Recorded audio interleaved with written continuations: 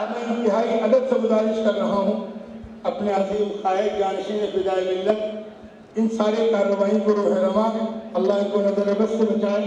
حضرت مولانا سید محمود اسد مدنی دامت برکاتہ سے حضرت والا تشریف لائیں اور اپنے ان کے خطاب اور پروگرام اور ہمیں خدمت کے منصوبے سے واقف کرائیں.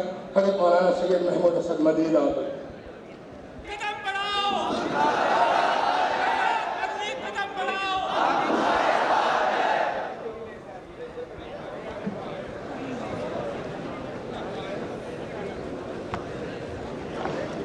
ونستغفره ونؤمن به ونتوكل عليه ونعوذ بالله من شرور أنفسنا ومن سيئات أعمالنا من يهده الله فلا مضل له ومن يضلل فلا هادي له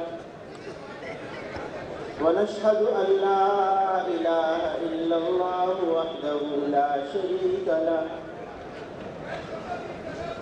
ونشهد أن سيدنا ومولانا محمدا عبده ورسوله صلى الله تعالى عليه وعلى آله وصحبه وبارك وسلم.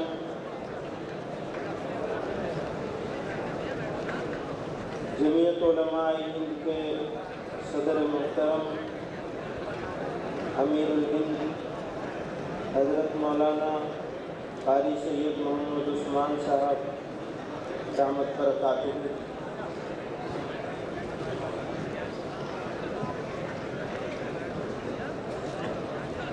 ابھی تشریف لائے ہوئے ہمارے درمیان سوامی اگنیویش جی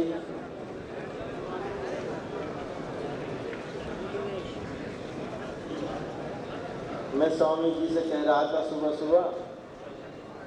کہ سوامی جی نہیں ہوں گے اسٹیج پر تو کیسے بات کریں گے.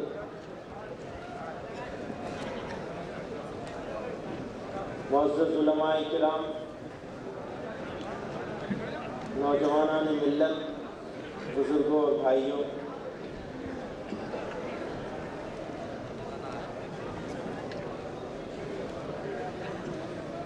آج ہم لوگ یہاں تال کٹورا میں جمع ہیں، لیکن جمع ہونے کا مقصد اجلاس اور کانفرنس نہیں ہے.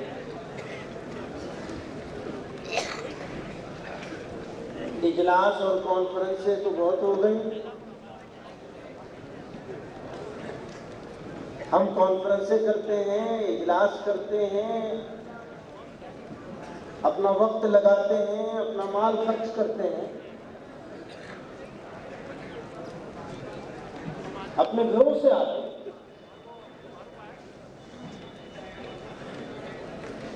اور یہ وہ مجمع ہے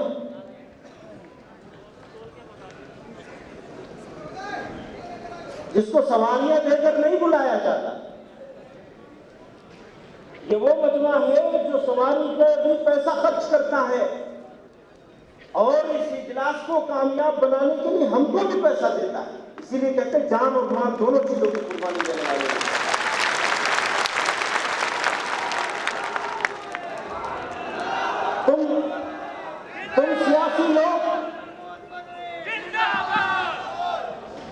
تم سیاسی لوگ دہاڑی خرچ کر کے، لوگوں کو دہاڑی دے کر، مزدوروں کو لا کر کے اپنی جگہوں کو بھرتے ہیں. ہمارے لوگ جان ہتھیلی پر لے کر کے قربانی دینے کے لیے آتے ہیں.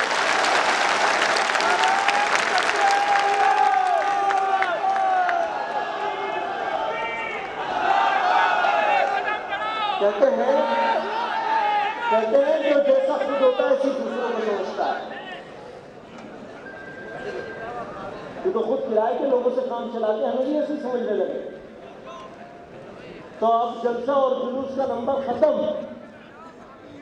اب بات آگے کی چلے گی. آج ہم لوگ یہاں اسی لیے جمع ہوئے ہیں. ہم یہاں سے نکلیں گے اور اپنے آپ کو گرفتاری کے لیے پیش کریں گے.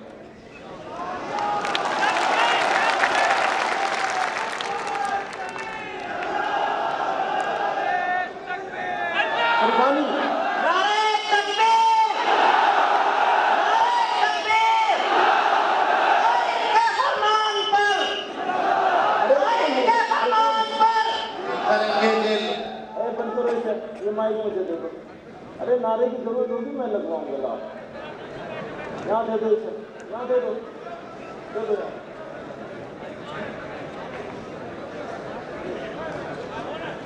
दोस्तों, पिछले 50 सालों से यही हो रहा है। पूरी कौम जो है वो नारों में बह गई। नारा जरूर लगाएंगे, लेकिन नारा लगाने के बाद मुतमईन हो जाते हैं हमने अपना फर्ज पूरा कर दिया। जो चीज शुरुआत करती है उस चीज को अपनी जिम्मेदारी का इख्तिताम समझ लेती है कौम। नारा तो शुरुआत है, अब हमें एक्शन लेना है।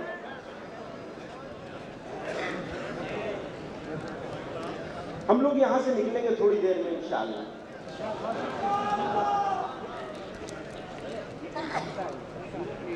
अब जब कुर्बानी देने का जज्बा है हमारे लोगों में तो हर आदमी आगे बढ़ने की कोशिश करेगा, है ना?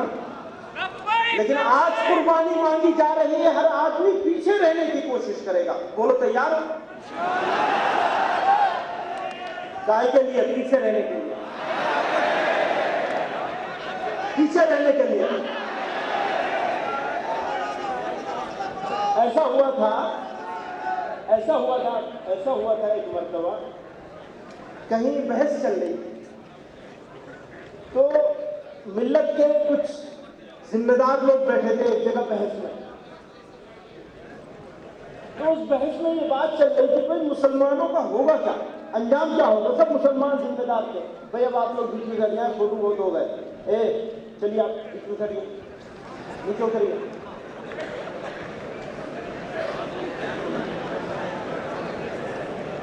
तो जिम्मेदार लोग जमा थे और बात चल रही थी भाई मुसलमानों का क्या होगा। तो एक दूसरे जिम्मेदार ने ये कहा, मुसलमानों का कुछ नहीं होगा, मुसलमान आगे चलते हैं, उनके लीडर लोग बेचारे पीछे चलते हैं। मुसलमान अपने कायदीन की सुनता कहाँ है? मुसलमान आगे चलते हैं, लीडर लोग पीछे चलते हैं। आज आपको इस इल्जाम को गलत साबित करना है। आगे नहीं पीछे चलना है, पीछे चलना नहीं। आगे चलोगे तो उल्टा हो जाएगा, पीछे चलना पड़ेगा। पीछे चलना सीख लिया, अगर इस कौम ने पीछे चलना सीख लिया तो इस कौम को उसके रास्ते से कोई भटका नहीं सकेगा इंशाअल्लाह। मेरी बात समझ गए? अभी लाइन लगेगी, थोड़ी देर के बाद लाइन लगेगी। अब जो लाइन को तोड़े समझ लेना कि उसने अपने गर्दन से तोप उतार दिया, और जो लाइन में रहे समझो वो कामयाब हो गया। आप लोग लाइन में रहने के लिए तैयार हैं? कल पुलिस ऑफिसर्स के पास ये रिपोर्ट आई कि बेमिसाल मजमा होने वाला है। हमेशा होता है जमीयतुल का, रास्ते जाम हो जाते हैं, ट्रैफिक बंद हो जाता है। 6-6 घंटे तक ऐसे भी वाकयात हुए हैं कि ट्रैफिक बंद हो गए हैं। तो पुलिस वालों को बड़ी तशवीश हो गई। पार्लियामेंट चल रही है, ऐसा नहीं हो पहले प्राइम मिनिस्टर के घर को घेराव कर चुके हैं ये लोग, अब कहीं पार्लियामेंट के घेराव करने में पहुंच जाए, तो बड़ी तशवीश हो गई। फिर उनमें से ही एक बड़े पुलिस ऑफिसर ने यह कहा, बिल्कुल नहीं, हमें मालूम है जमीयत उलमा का मजमा है तो कोई एक काम भी खिलाफ कानून नहीं होगा। ऐसा ही है ना? उस पुलिस ऑफिसर के यकीन को सिर्फ उस पुलिस ऑफिसर के यकीन तक नहीं बल्कि पूरे हिंदुस्तान को ये यकीन है, और इस यकीन की पासदारी हम लोग हमेशा करते रहे, आइंदा भी करते रहेंगे। सिर्फ मुसलमान की बात नहीं, हिंदुस्तान का मुसलमान। जितने अरसे से मैं इस सब्जेक्ट पे आता हूँ, जितने अरसे से हम लोग रिजर्वेशन की बात कर रहे हैं, अगर किसी और कौम ने इतने अरसे से रिजर्वेशन की मांग करी होती, या यूं कहें कि जितने अरसे से इस कौम को नजरअंदाज किया जा रहा है, और सिर्फ नजरअंदाज नहीं बल्कि बदनाम किया जा रहा है, हर जगह डिस्क्रिमिनेशन है, इम्तियाज है। अगर किसी और कौम के साथ ये किया गया होता तो वो पूरी कौम दहशतगर्द बन चुकी होती, पूरी कौम बन चुकी। ये हमारा इस्लाम है, हमारा कुरान है, ہمارا قرآن پر اور جناب رسول اللہ صلی اللہ علیہ وسلم کے احکامات پر چلنے کا یہ جذبہ ہے جس نے ہم کو ظلم سے، ناانصافی سے اور دہشت گردی سے روکا ہوا ہے۔ میرے بھائیو، آج ابھی تھوڑی دیر پہلے پروفیسر صاحب کہہ رہے تھے کہ ہم ریزرویشن اگر مانگ رہے ہیں تو مسلمانوں کے لیے، اگر ہم ریزرویشن مانگ رہے ہیں تو ہندوستان کے لیے مانگ رہے ہیں۔ میں جانتا ہوں سوامی جی آپ اس بات سے پوری طرح اتفاق نہیں کرتے، میں جانتا ہوں، میں آپ سے کہتا ہوں کہ آپ اتفاق نہ کریں پھر بھی آپ ہمارے ساتھی ہیں۔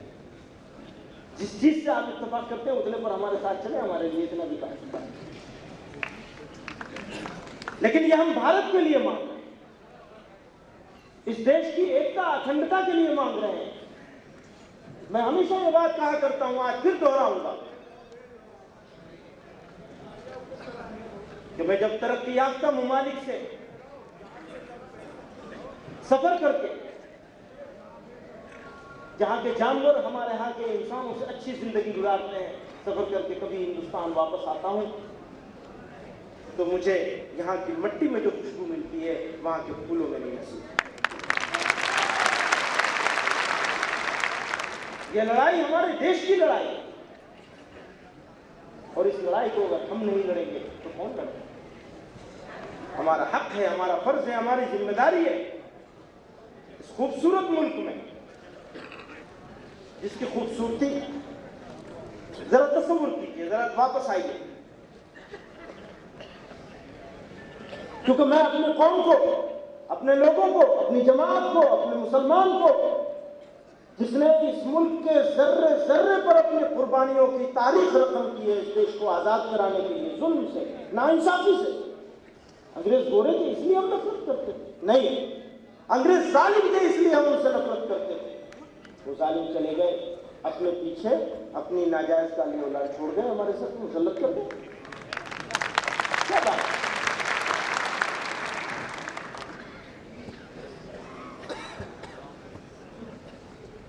تو یہ ناانصافی، اگر اس ناانصافی کے لیے اگر اس وقت لڑا گیا تو آج پھر لڑا جائے، پھر یہ لڑائی ہو۔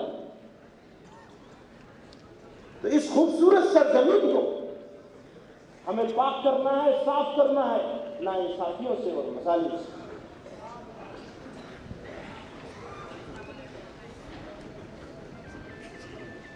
حضرت صدر محترم کے خطبے میں آج کا جو اعلامیہ ہے، ڈکلیریشن ہے، وہ آگے حضرت نے سنا دیا۔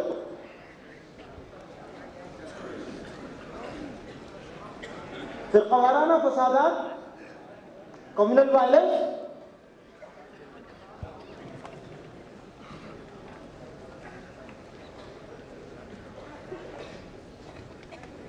یہ داغ ہے ہندوستان، اور آج تک جتنے فرقہ وارانہ فسادات ہوئے ہیں ان میں سے 99% فسادات ہندو مسلم جھگڑے نہیں بلکہ پولیس کی گولیوں سے سینے اور سر میں گولیاں مار کر ہمارے نوجوانوں کو، ہمارے لوگوں کو، ہمارے بچوں کو قتل کیا گیا۔ اور ہم کہتے تھے اس بات کو، کوئی سنتا نہیں تھا۔ آج بھی اس کو چھپایا جا رہا ہے۔ دھلیا میں کیا ہوا؟ دھلیا میں پول کھول دی، جس بات کو 65 سال سے کیا جا رہا ہے وہی کام دھلیا میں ہوا، اور پولیس کو لوٹ مار کرتے ہوئے، قتل کرتے ہوئے، دکانوں کو جلاتے ہوئے پولیس کے ذریعے سے وہاں دکھایا گیا۔ وہ ویڈیو بنا لی کسی نوجوان نے، اور اتفاق سے وہ مسلمان نہیں تھا جیسا کہ مجھے بتایا گیا، اور وہ ویڈیو منظر عام پر آ گئی۔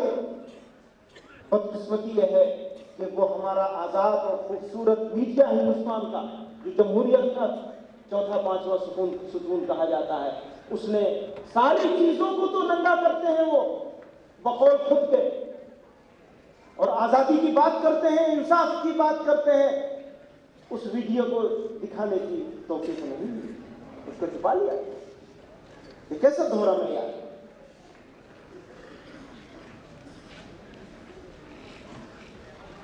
ہم تو اگر بات کر لیں تو ہماری بات کچھ اور ہوتی ہے، منہ میں کچھ اور ڈال دیا جاتا ہے زبردستی، اور پھر جب اس بات کی تردید کریں تو کہہ دیا جاتا ہے ارے دباؤ میں آ گئے مدنی صاحب، اب دباؤ میں آ گئے۔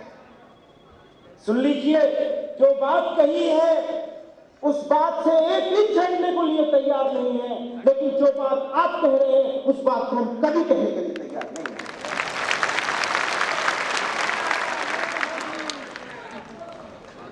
ہمارے دستور میں ہمیں حقوق دیا اور بڑا خوبصورت دستور ہے، یہ بنیاد ہے جمعیت علماء کی خدمات کی۔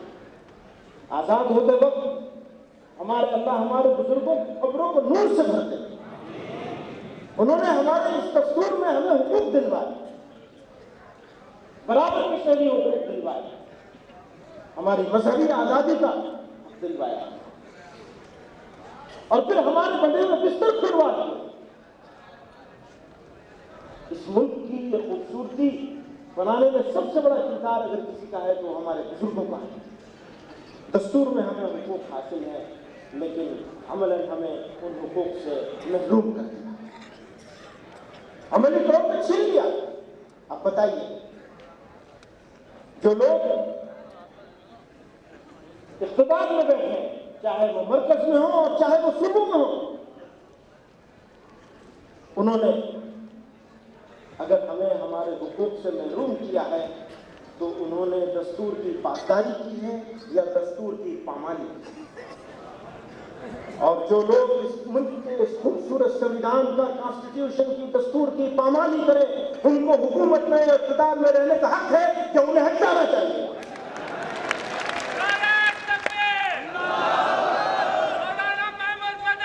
میں پوچھنا چاہتا ہوں، اور جب میں پوچھنے لگتا ہوں تو کہتے ہیں اوہو یہ تو ان کو تو راجیہ سبھا ملنی تھی، ابھی نہیں ملی ہے اس لیے بول رہے ہیں، ہے نا؟ تو میں نے کسی اپنے جرنلسٹ بھائی سے سوال کیا، تم نے جمعیت علماء کی تاریخ نہیں دیکھی؟ زیادہ لمبا پیچھے جانے کی ضرورت نہیں ہے، پچھلے 6 سالوں میں دیکھ لیجیے، تو ہر موڑ میں جمعیت علماء نے مسلمانوں کی اور ملت اسلامیہ کی رہنمائی کی۔ تال کٹورا اسٹیڈیم تو جمعیت علماء کے لیے بہت چھوٹا سا اسٹیڈیم ہے، ہم نے تو الحمدللہ اللہ نے آپ لوگوں کے جدوجہد اور قربانیوں کے نتیجے میں یہ ثابت کیا ہے کہ رام لیلا گراؤنڈ جمعیت علماء کے اجلاس کے لیے چھوٹا گراؤنڈ ہے، جیسے آج یہ تال کٹورا اسٹیڈیم چھوٹا پڑا۔ ایک مرتبہ نہیں، بار بار کیا ہے۔ آپ کے بات کہہ کر کے ہم تو حق بات کہنے سے نہیں روک سکتے، بالکل نہیں روک سکتے۔ ہاں، آپ لوگوں سے پوچھنا چاہتا ہوں، کیونکہ آپ لوگ جمعیت علماء کے ہاتھ پاؤں ہیں، جمعیت علماء کی اساس ہے، اور میں پورے اعتماد کے ساتھ کہتا ہوں، نیاز صاحب میرے فون لے لیجیے، ریسیو کر لیجیے اسے،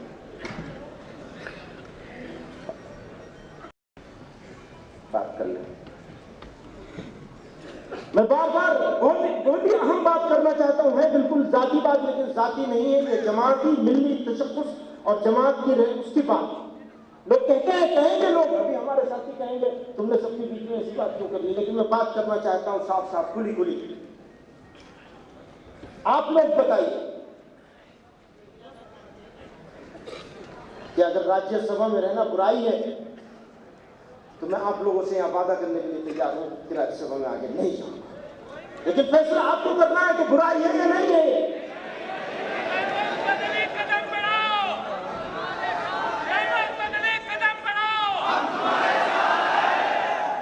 سن لیجئے، مولانا اسد مدنی رحمت اللہ علیہ نے 1966 میں راجیہ سبھا کا ممبر رہتے ہوئے اندرا گاندھی سے یہ کہا تھا، اندرا گاندھی کی پارٹی کے راجیہ سبھا کا ممبر رہتے ہوئے مولانا اسد مدنی رحمت اللہ علیہ نے اندرا گاندھی سے یہ بات کہی تھی کہ کانگریس یہ نہ سمجھے کہ ہندوستان کا مسلمان کانگریس کا 15واں مزدور ہے، آج ہم وہی دوہرانا چاہتے ہیں. پھر انہوں نے اندر رہ کر کے کہی تھی, میں باہر رہ کر کے کہہ رہا ہوں, اور اگر اندر رہوں گا تب بھی اس بات کو کہتا رہوں گا, ہندوستان کا مسلمان کسی پارٹی کا مطلب نہیں. سونیا جی, آج ہندوستان کے مسلمانوں کی طرف سے سونیا جی میں آپ سے کہنا چاہتا ہوں,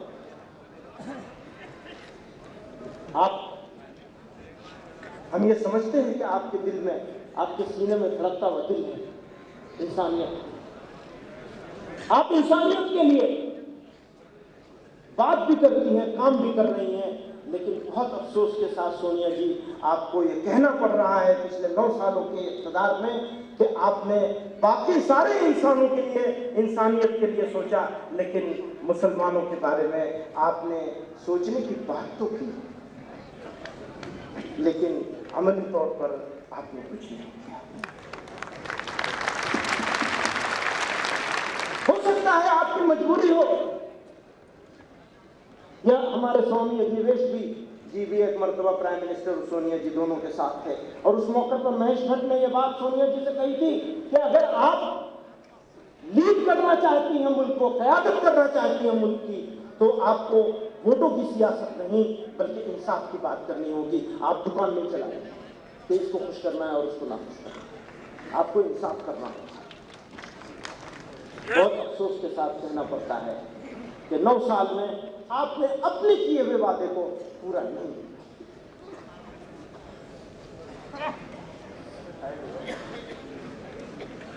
آپ سے ہمارا کیا مطالبہ ہے وہ سن لیجیے.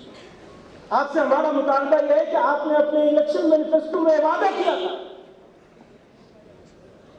مولانا اسد مدنی رحمۃ اللہ علیہ سے آپ نے وعدہ کیا تھا کہ ہم ریزرویشن دیں گے, اور ریزرویشن دینے کے راستے کو ہموار کرنے کے لیے آپ نے ان کے کہنے پر سیکچر کمیٹی بنائی. ان کو ایشورنس دیا تھا پرائم منسٹر نے, منموہن سنگھ نے, رمضان کے مہینے میں وہ سفر کر کے آئے تھے.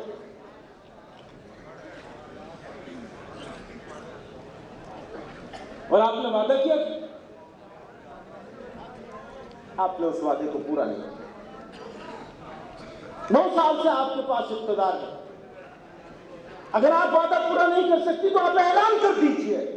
میں ڈاکٹر منموہن سنگھ سے کہنا چاہتا ہوں, آپ اعلان کر دیجئے کہ مسلمانوں کو ریزرویشن نہیں دیا جا سکتا, اپنا راستہ ہم خود طے کریں.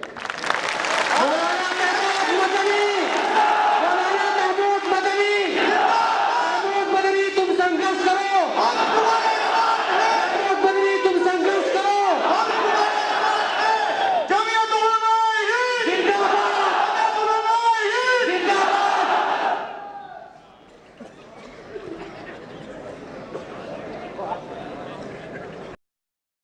آپ کو ریزرویشن دینا پڑے گا.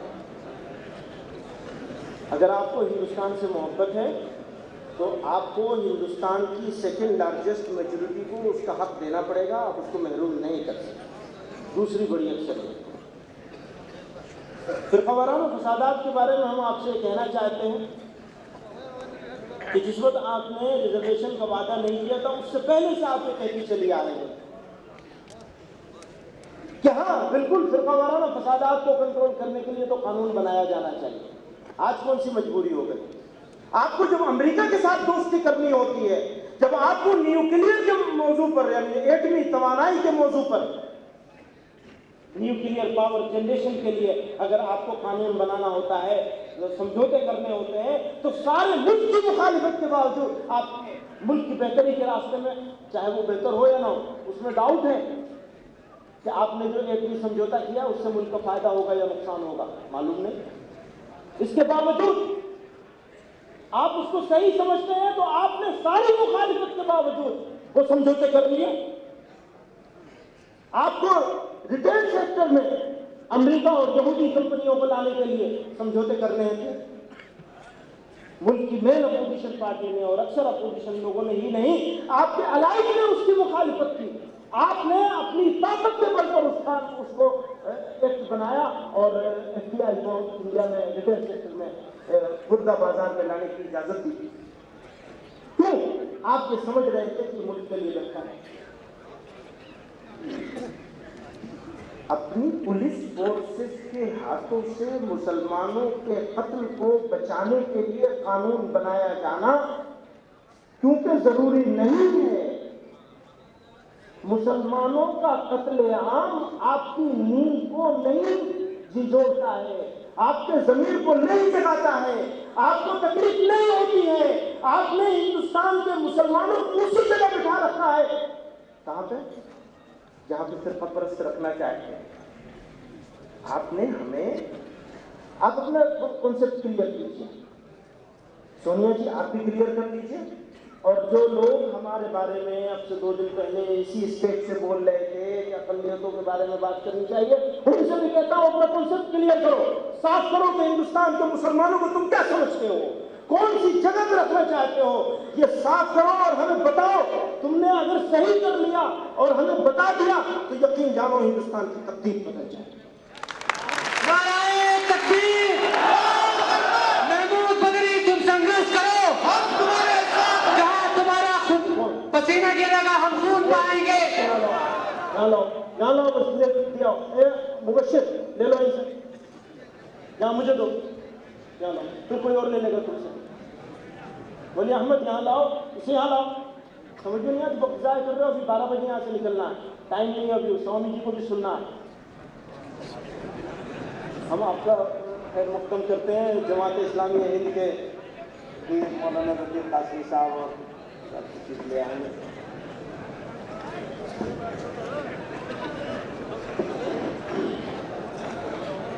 بس میں اب اپنی جو چند باتیں رہ گئی مختصر کر لوں، اس لیے کہ یہ اجلاس کا موقع نہیں ہے،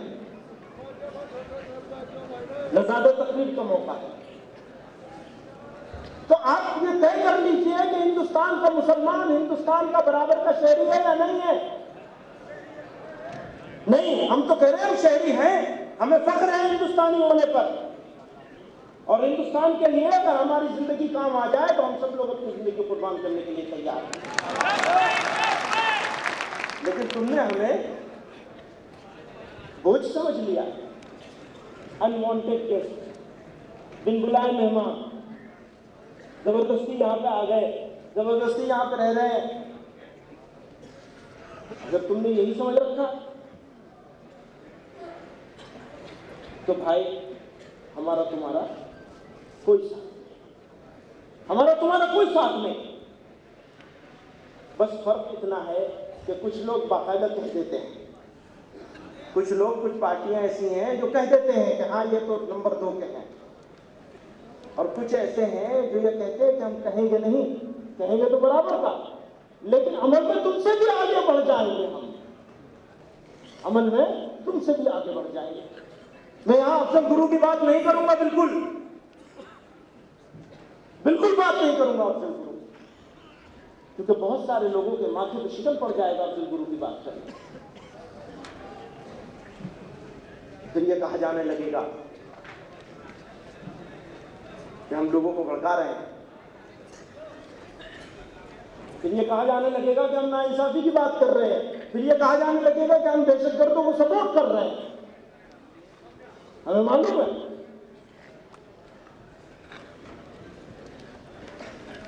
اور اس بات کے لیے ہم ان دونوں لوگوں کو کھلا خط بھیج چکا ہے۔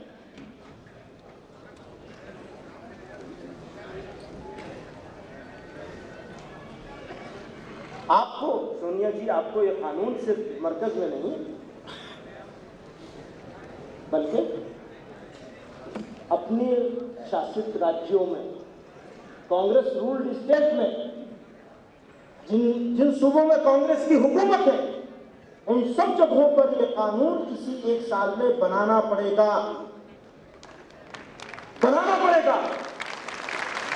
اور اگر آپ نہیں بنائیں گے تو ہمارا یہ وعدہ ہے کہ ہم آپ کے اس ڈرائے اور اس ڈرانے میں اور خوف میں آ کر کہ بھیڑیا آ جائے گا، آپ کے دامن میں آنے والے نہیں ہیں کسی طرح۔ ارے بھیڑیا آ جائے گا تو بھیڑیے سے بھی نمٹنا ہم جانتے ہیں، نمٹ لیں گے بھیڑیوں سے بھی، آ جائے گا، بہت دیکھ لیا۔ میں تھوڑی سی بات کر لوں اپنی پارٹی کی، ہماری اپنی پارٹی کی بات کریں۔ یہی دونوں پارٹیاں ہیں جن کو ہم اپنا سمجھتے ہیں. یو پی میں طاقت لگا دی ہم نے اور بٹھا دیا.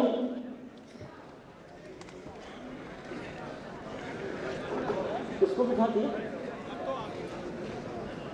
ہمیں نوکریاں دیتے نہیں، انصاف مانتے ہیں، انصاف نہیں دیتے. حصے داری تو کیا دو گے تم؟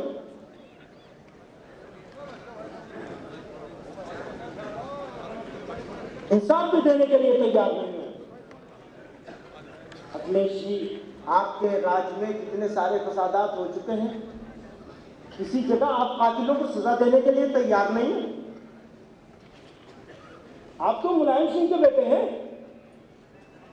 اگر آپ بھی ایسا کریں گے تو پھر ہم کہاں جائیں گے؟ آپ بھی اسی راستے پہ چل پڑے. السلام علیکم. حضرت جی بہت جلدی تشریف لیا، تو ختم ہو رہا ہے. مولانا بدرالدین اجمل صاحب گولی کھا کے آئے. ارے یہاں تو انجیکشن کا انتظام ہے، آپ فکر کیوں کر رہے ہیں مولانا؟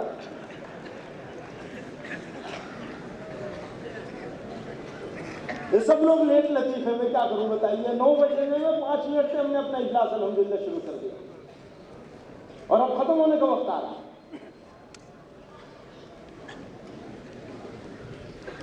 تو میں اکھلیش جی آپ سے کہنا چاہتا ہوں، ایک مسلمان نوجوان افسر آپ کے منسٹر کے ذریعے سے ڈنڈوں سے پیٹ پیٹ کر قتل کر دیا جاتا ہے اور آپ ابھی تک اس کو گرفتار کرنے کے لیے تیار نہیں ہیں.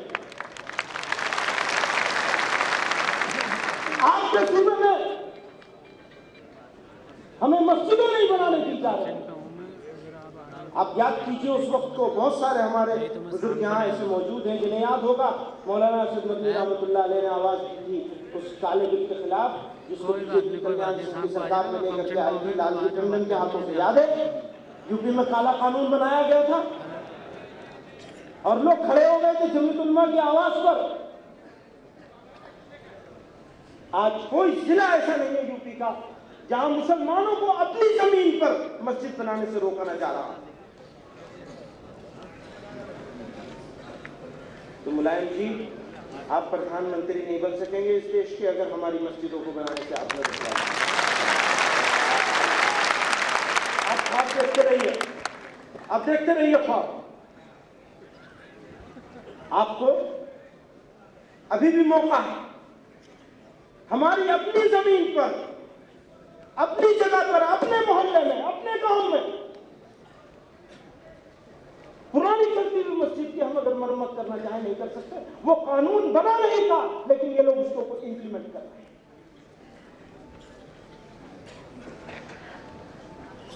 میں نہیں کچھ کہوں گا آندھرا پردیش کے وزیر اعلیٰ کرن کمار ریڈی کے بارے میں، میں نہیں کہوں گا ہریانہ کے ہڈا کے بارے میں کچھ، اب وقت نہیں ہے. اب میں نہیں کہوں گا سوامی جی، بالکل کچھ نہیں کہوں گا میں مہاراشٹر کے پرتھوی راج چوہان اور آسام کے ترون گگوئی کے بارے میں، جس کو بڑا فخر ہے کہ اس نے جمعیت علماء کی آواز کو بند کر دیا. کیا جمعیت علماء کی آواز بند ہو سکے گی؟ نہیں بند ہو سکے گی. تو یہ جی آپ کو آسام میں بھی کمیونل وائلنس کا قانون بنانا پڑے گا، اور اگر نہیں بنائیں گی آپ تو آپ اس وراثت کی حقدار کبھی نہیں رہیں گی جس وراثت کو نہرو خاندان کی آپ نے دیکھی.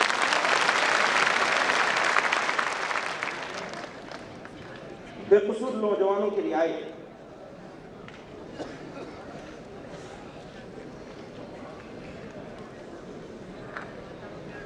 بس آخری بات ہے، ہمارے نوجوان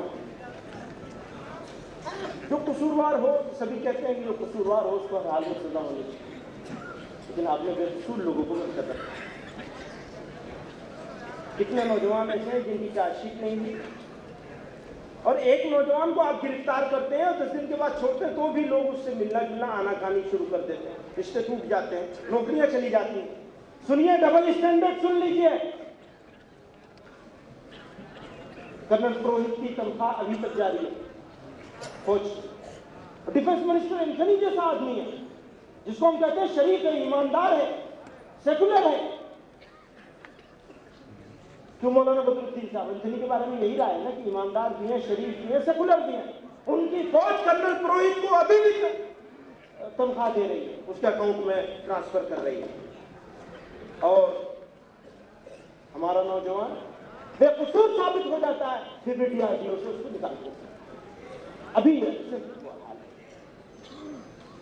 آپ کیا ثبوت دینا چاہتے ہیں، کیا پیغام دینا چاہتے ہیں، ہمیں کیا بنانا چاہتے ہیں؟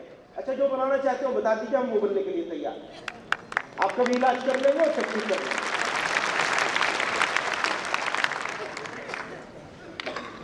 کچھ مہمان آ گئے ہیں، حالانکہ یہ اجلاس اور تقریروں کا موقع نہیں ہے، پھر بھی مہمان ہیں ہمارے. تو میں یہ چاہوں گا کہ ہم لوگوں کا جو یہ پروگرام شروع ہونا ہے یہاں سے، ختم نہیں ہونا، شروع ہونا ہے، اب شروع ہونا ہے تھوڑی دیر کے بعد. اس سے پہلے 2-3 منٹ 5 منٹ جو بھی ہو مہمانوں کو سن لیا جائے.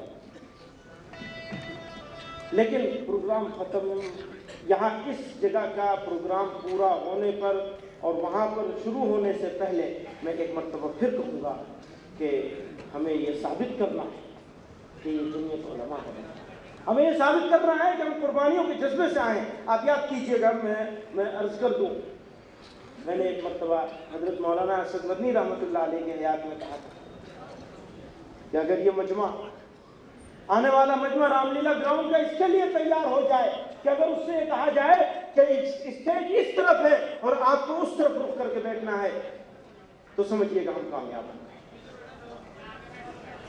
یعنی اس سے کوئی مطلب نہیں کہ ہمیں کیا نظر آ رہا ہے کیا نہیں نظر آ رہا ہے، اس سے کوئی مطلب نہیں کہ ہم کس جگہ کھڑے ہیں اس وقت، بلکہ اس سے مطلب ہے کہ ہم مشن کو کیسے کامیاب کریں. مشین کا ہر پرزہ اپنی اپنی جگہ کام کرتا، تب وہ مشین بنتی. پھر وہ مشین کبھی ٹرین کی شکل میں، کبھی جہاز کی شکل میں، کبھی کار کی شکل میں کام کرتی. تو آپ لوگوں کو سنجیدگی کا، متانت کا، اسلامی وقار کا، ہاں ہم وہ لوگ ہیں جو ہر طرح قربانی دینے کو تیار ہیں اور کسی قربانی کے جذبے کے تحت ہم آگے نہیں پیچھے جائیں. ہر آدمی اپنے برابر والے سے پیچھے رہنے کی کوشش کرے، آگے بڑھنے کی کوشش نہ کرے. اگر اس میں ہم کامیاب ہو گئے تو پھر انشاءاللہ وہ دن دور نہیں جب ہم اپنی بات منوا سکیں. ایک آخری بات، ہماری یہ ساری جو عرضداشتیں تھیں، نہ یہ دھمکی ہے، اس کو دھمکی نہ سمجھا جائے، یہ سچائی ہے. اور نہ یہ بھیک، یہ حق مانگنے کی ایک کوشش ہے. کن لوگوں سے، کس سے بات کر رہے ہیں، کس سے مخاطب ہیں؟ وہی لوگ جو پچھلے سال ہر سال سے اپنے مظالم کا اور ناانصافیوں کا سلسلہ دراز کیے ہوئے، انہی سے بات کر رہے ہیں. لیکن ان سے بات کرنے کے ساتھ ساتھ اگر ہم نے اپنے آپ کو نہیں دیکھا، اپنے رب کی ناراضگی کی چیزوں کو نہیں دیکھا، اگر ہم نے اپنی ذمہ داریوں کو، اپنے فرائض کو محسوس نہیں کیا، تو یہ ساری کوششیں کوشش کے درجے میں رہ جائیں گی، کامیابی کبھی نصیب نہیں. کامیابی دینے والی ذات تو اللہ رب العزت ہے. اصل تو ہمیں اس کے دربار میں رونا ہے، گڑگڑانا ہے، اپنے آپ کو، اپنی زندگیوں کو تبدیل کرنا. اللہ اور اس کے رسول صلی اللہ علیہ وسلم کے احکامات کی پابندی کیے بغیر، یہاں میں 3 چیزیں کہوں گا. نبی علیہ السلام کی سنتیں ہماری زندگی کا سب سے قیمتی سرمایہ ہے، ہماری کامیابی کی سب سے بڑی دلیل ہے. اللہ سے محبت کی علامت اور پہچان ہے اللہ کے رسول صلی اللہ علیہ وسلم کی سنتوں کا اتباع. نبی علیہ السلام کی سنتیں ایک عبادات میں ہے. نماز پڑھنا، نماز کس طرح پڑھنا، سنت پڑھنا تو سنت کس طرح پڑھنا، زکوٰۃ فلاں فلاں، عبادات کی سنت. دوسری ہے معمولات کی سنتیں، اٹھنا بیٹھنا، سونا، کھانا پینا، بیت الخلا میں جانا، اس سے باہر آنا، مسجد میں جانا، مسجد سے آنا، یہ ہماری معمولات کی سنت ہے۔ اور تیسری اور سب سے اہم چیز ہے معاملات کی سنت۔ نبی علیہ الصلوۃ والسلام نے والدین کے ساتھ کیسا معاملہ کیا، بچوں کے ساتھ کیسا معاملہ کیا، اس کو بتایا، اپنے پڑوسیوں کے ساتھ کیسا معاملہ کیا، دوستوں کے ساتھ کیسا معاملہ کیا، دشمنوں کے ساتھ کیسا معاملہ کیا، اپنے خادموں کے ساتھ کیسا معاملہ کیا، اپنے غلاموں کے ساتھ کیسا معاملہ کیا۔ مسلمانوں، اگر ہم نے اور آپ نے نبی علیہ الصلوۃ والسلام کی سنتوں کو ترک کر دیا، اپنی شادیوں کو تبدیل نہیں کیا، اپنے معاملات کو تبدیل نہیں کیا، نبی کے سر طریقے پر نہیں چلے، ہمیں نہ دنیا کی عزت مل سکتی ہے نہ آخرت کی عزت مل سکتی ہے۔ تو آخر دعوانا الحمدللہ۔ میں سب سے پہلے اب دعوت دے دوں جناب سوامی ابن ویج جی کو، جو وہ تشریف لائے اور آپ لوگوں سے خطاب کریں۔